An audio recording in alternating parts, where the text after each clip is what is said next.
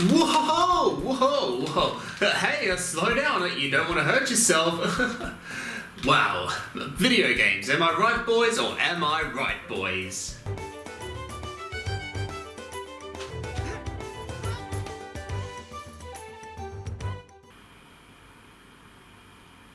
Oh.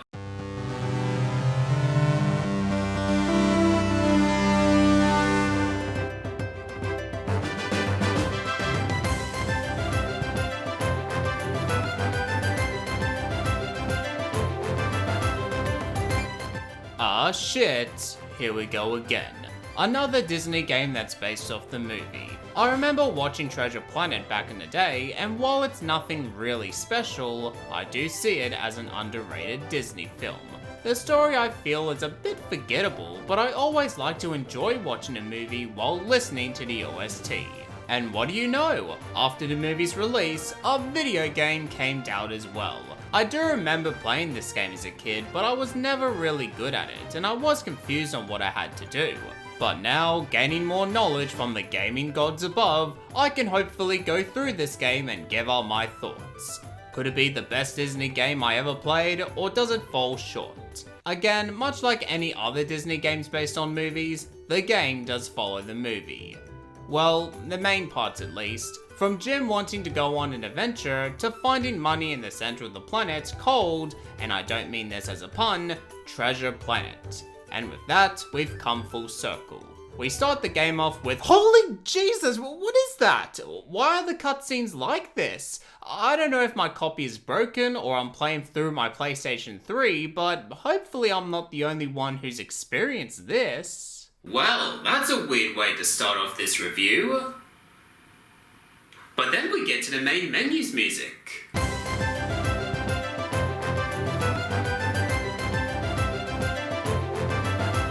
Well, looks like we'll have to skip the cutscenes cause obviously they're not working.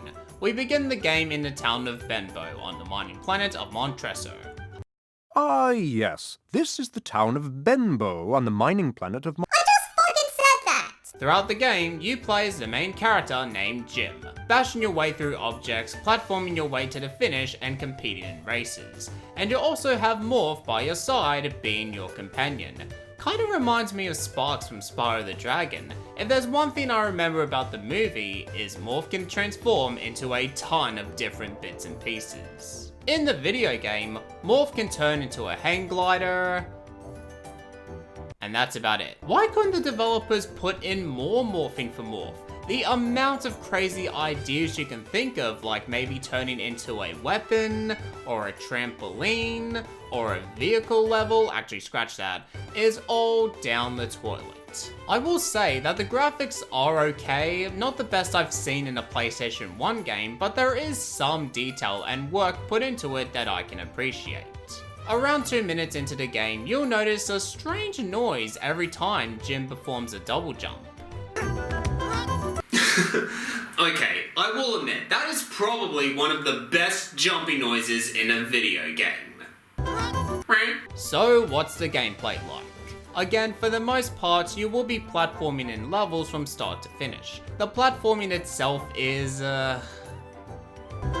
the way how you control and jump Jim around seems a bit too heavy, and honestly feels like I'm walking around in a huge puddle of mud. Jim is a pretty athletic guy, so I don't know why his movements is slow. I know I said that Jim's jumping noise is the best thing ever, but keep in mind that he'll do that noise over and over and over again every time you trigger the double jump, and it can get annoying very quickly. Jim's offense includes using your sword and laser attacks. There are crates to hit, but they'll only explode depending on what type of crates they are. Treasure chest sees you using your laser, barrel sees you using your laser, and crates can be attacked from whatever weapon you see fit. Inside those chests may contain coins and health items. The main collectibles to collect are these pirate-looking tokens, I don't know what they're called, and if you collect enough, you'll be able to progress in the game. Other collectibles also features gems and films. Just what I was looking for! Really? Is that what we were looking for this whole time? Not the tokens or treasures? Just those? Well, I guess you can find any household items and claim they are exactly what you've always wanted. Just what I was looking for. As for the level designs, they're also pretty. There are only 4 levels in the entire game, and that's extremely small for a 3D platform game. You could argue that each level goes on for 30 to 40 minutes, but none of these levels are interesting or anything fascinating to look at. You can visit the town of Benbow as mentioned earlier, the market, the legacy, and Treasure Planet. If I was locked in a room and I couldn't be released until I had to say what my favorite level was in Treasure Planet, well, I honestly would not answer that question, stay in that room, and forever be stuck until the end of time.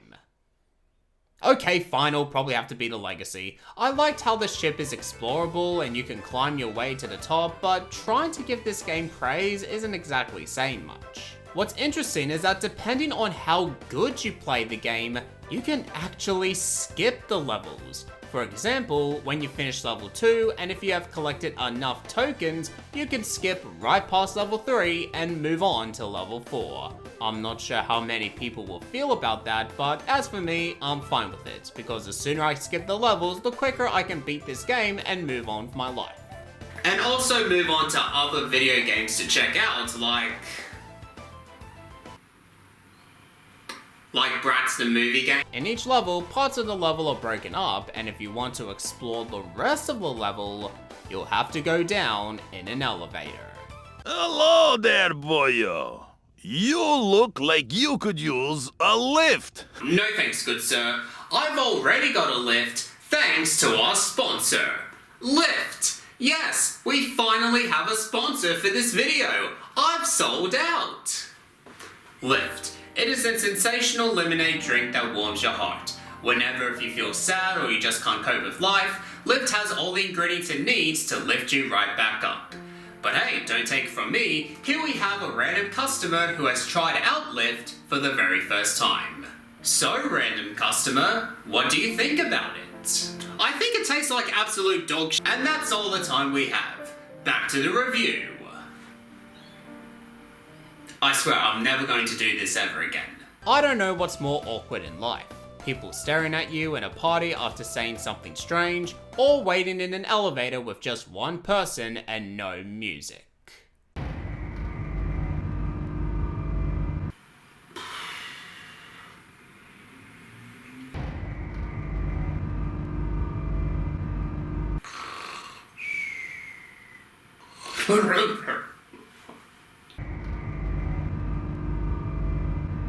So, how's your sex life? Because you would obviously put that trunk into good use, am I right? Okay, good talk, good talk. I know these elevator sections go on for only 5 to 10 seconds, but man, I always groan every time I see one. If the elevators included music, then I wouldn't exactly have a lot to complain about. I don't think it's that difficult to come up with a short soundtrack for the elevators. Well, you know the saying, if no one else can do it, you gotta do it yourself. And unfortunately, when it comes to doing things myself, they're often cringy as fuck. Wake me up inside! Wake me up inside! I can tell I've already lost a few subscribers. Speaking of music, if there's one good thing about Treasure Planet on PlayStation 1, it's definitely the soundtrack. At times, the music sounds really catchy, and I caught myself humming to the music every now and then. It may sound a bit repetitive because you're listening to the same tone and beat over and over, but I guess that depends on what your type of music is. Every level has some sort of a minigame style gameplay to partake, including saving the gears being stolen by the birds, hitting the rats to make sure they don't eat the fruit, and securing the area from pirates. If you successfully complete a minigame, then you'll obtain a token. The minigames are really not that special. Some of them are just copy clones from another video game. Like here for example, where you have to catch the fruit but avoid the rotten fruit. If you catch at least one rotten fruit, you start all over again. Just by reading the instructions and playing it, it straight away reminded me of Jak and Daxter with the fishes. Another minigame I wasn't that fond of was the Meteor minigame, as you have to shoot the rocks before they impact to the ship. The gameplay here isn't too bad, but the music does not fit this section at all.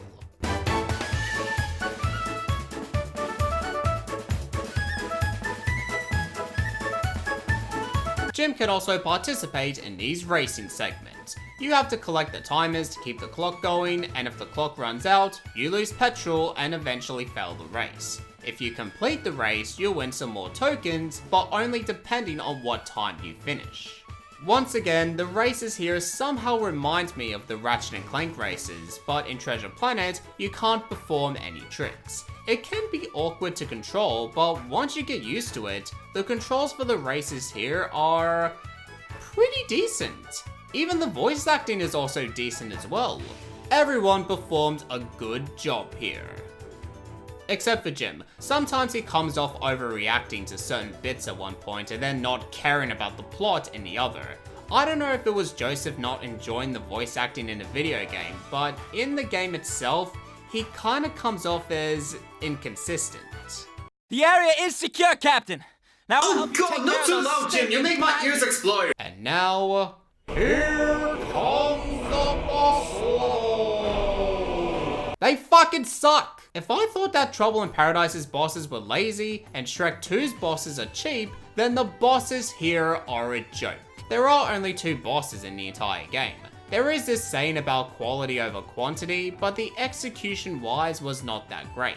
The first boss is this spider dude named Scroop, and he flicks the switch, releasing dangerous hazards, and the way to beat him is to throw grenades at him until his health bar is gone. It's not the worst boss battle, but I was kinda expecting a little bit more out of it. And the second and final boss is Silver.